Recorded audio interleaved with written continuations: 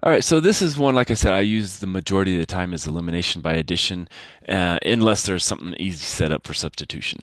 And this system works well for all systems of equations.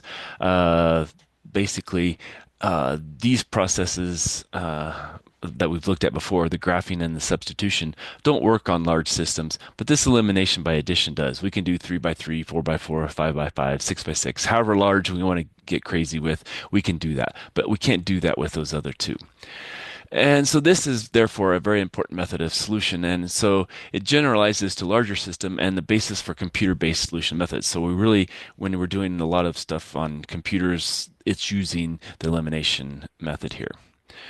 Now, this is going to involve a series of operations that transforms the system into an equivalent system where then we can find the solution very obviously. So, here we have a theorem. It says a system of linear equations is transformed into an equivalent system if the two equations are interchanged, an equation is multiplied by a non-zero constant, and a constant multiple of one equation is added to another equation. That's supposed to be a 1. All right.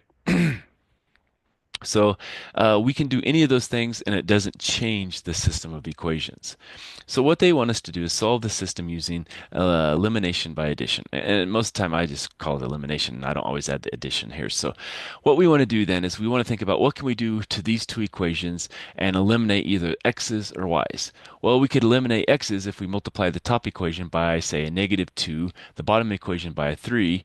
That's going to eliminate x's when we add them together.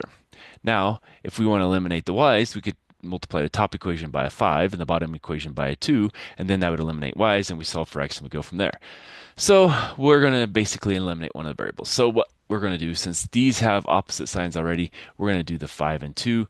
And when we do that, we just multiply and, distribute, here and here. And if you really, you'd put it around the whole thing, but then we're also going to do by the 8, and then we'll do here and here and the -1. So really, we're taking it times each of those three pieces. And so when we do that, we end up with 19x is equal to 38. We add those together to get that and solve for x. And so when you divide by 19, you get x is equal to 2. Now we substitute 2 back into any of the first two equations. It doesn't matter which one you substitute it into.